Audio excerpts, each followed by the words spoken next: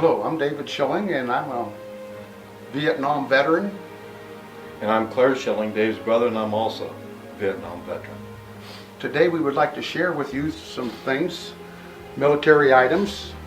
First off, we're going to start with a World War I uniform. And I can't imagine having to button all these buttons every time you put on a uniform. Also, in World War I, when the men enlisted before they went overseas to fight, they were given a personal bag by the Red Cross, as you can see. This is from about the 1917-1918 era. In that bag, they were given several items. One was a personal hairbrush, so they could keep their hair and be neat and clean. Another item they were given was a Bible. Everyone was given a Bible. So they had a Bible and they could do their devotions or daily prayers or whatever with their Bible. Another item that was given in each one of these was a service songbook with different songs that they could sing, and like this one is Smile, Smile, Smile, an old song from the early 1900s. One of the last items they were given was a drinking cup. The drinking cup would expand, the lid would come off, if I can get it off here, and they could use this for drinking. When they were done, they simply folded it up and would put the lid back on. The next uniform we're going to look at is a World War II uniform. Now, the World War II uniform is totally different from the World War I. My wife's father wore this uniform and he earned a Bronze Star, which was not a common thing. You had to do something with valor to earn a Bronze Star. Now, back to the World War I uniform. When you go into the military, you are issued dog tags. The dog tags for World War I uniforms were round. You were issued a round dog tag. It went around your neck so that if you were killed in battle, they could identify you. By World War II, the dog tags had changed. They used a dog tag like this. This is what is still used today by the military for dog tags. And you wear it around your neck. Anytime you're in battle, anytime you're in uniform, you wear the dog tag.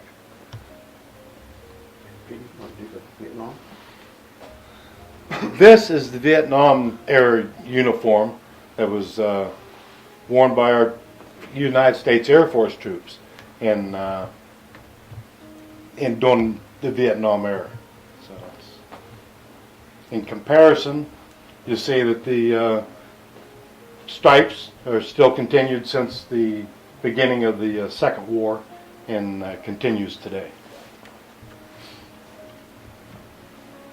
The hat, this, I know what the nickname is. this, It's an overseas cap. yeah, it's called an overseas cap. And we had those even if he wasn't overseas, we all had them. But the gentleman who had this had a very, my wife's grandfather had a very small head. And if I try to put that on, it looks like a beanie. But this is one of the two types of hats we had. Then we also had what we called a garrison hat, which is more of a dress hat. Like the police wear. Like a police officer would have, right. So, but it's kind of interesting when you look at this stuff, the difference over the years, what they've done.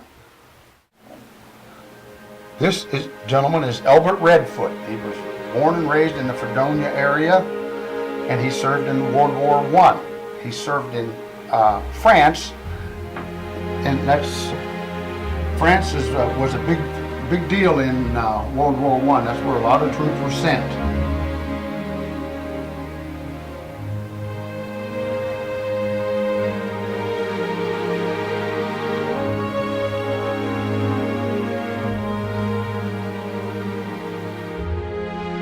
This gentleman is David Graham. David served in North Africa and Italy during World War II.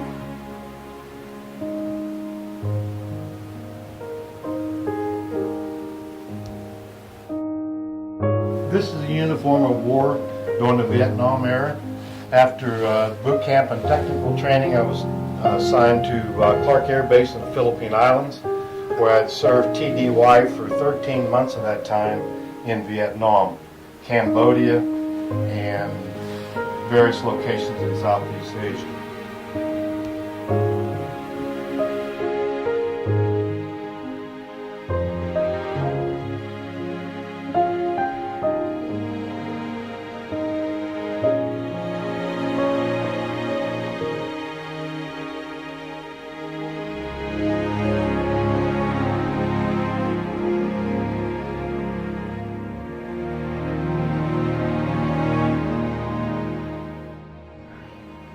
Being in the military is a life-changing experience.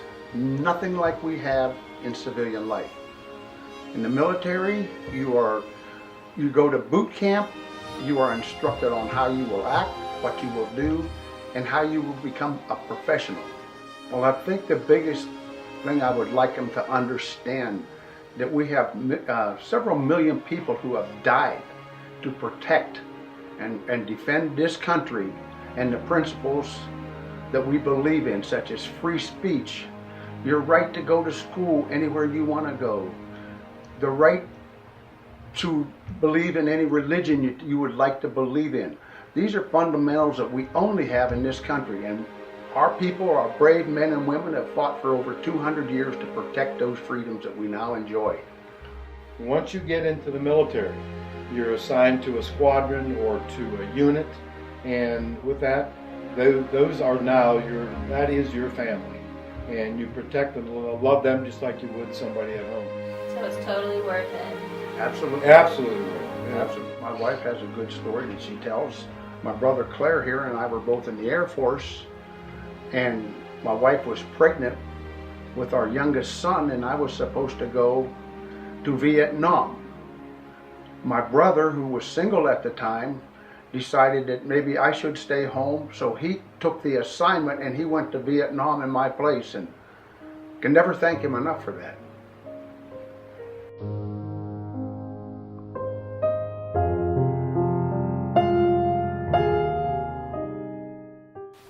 In every country you go to makes you appreciate this country more, whether it's a war zone or a peacetime. You know, about me coming up here, she says, you never talked about it before, which is, I think that's probably common ground for everybody. I went to Vietnam in December of '68, and you know, most of us were draftees, so you know, it wasn't something we really wanted to do, but you had to get it out of the way. But you know, most of us at that time are not sorry we went, or you know, got drafted. But it makes you appreciate when, of course, as old as I am now, you look back, it makes you appreciate what you have here. Some things that I hear and see to this day, I can't listen to anybody play taps. You just can't do it. You know, it was, I go back to 1969. I mean, it's tough. And the people before me, you know, the World War II guys, World War I guys, way back, you know, they, as far as I'm concerned, you know, they did more than I ever did. We owe them a big debt. Young people just haven't lived long enough to understand.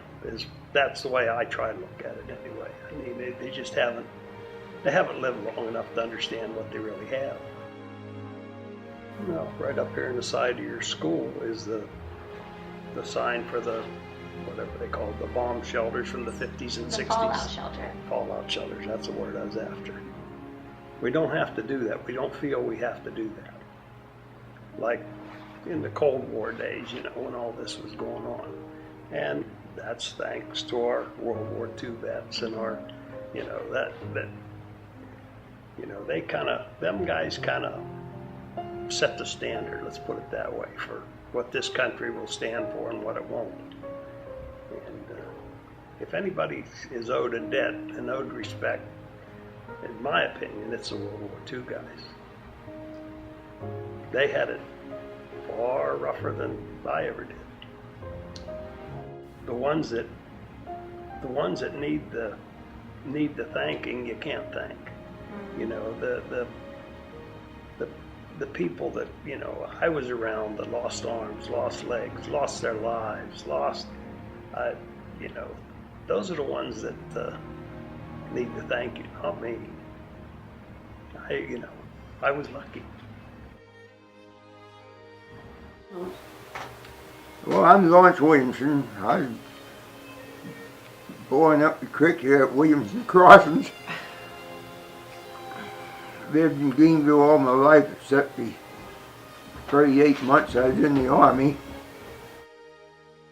Well, I'm Daisy, Lawrence's wife, and Lawrence was stationed in Northampton, and I was living in London at that time, and my sister Molly and I had gone to Northampton for a weekend to get away from some of the bombing, and we met Lawrence and a friend and just got to talking to them, and they carried our suitcases, and that night we went to the movies with them, or they picked us up to go to the movies.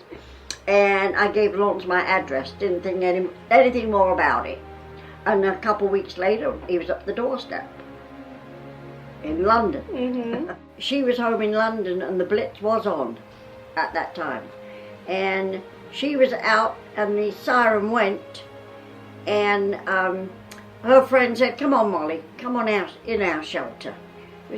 Just across the way from ours. And Molly said, "No, I better not." She said, "My mum might be worried."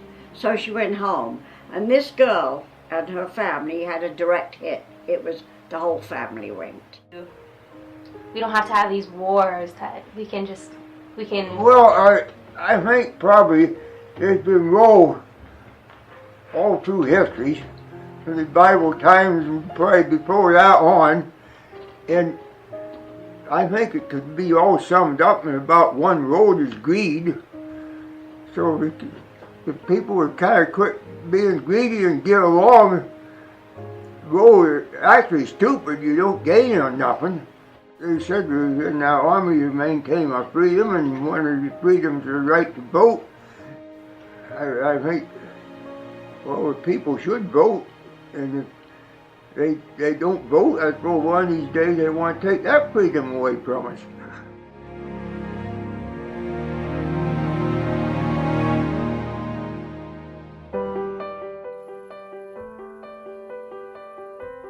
Countless citizens have served and protected our nation.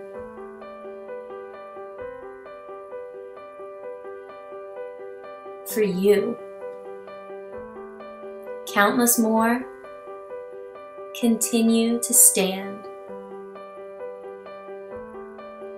Do not take for granted the freedoms in life that you have today. They had to be earned in a big way. Take a look at just a few men and women that we owe thanks to on this day.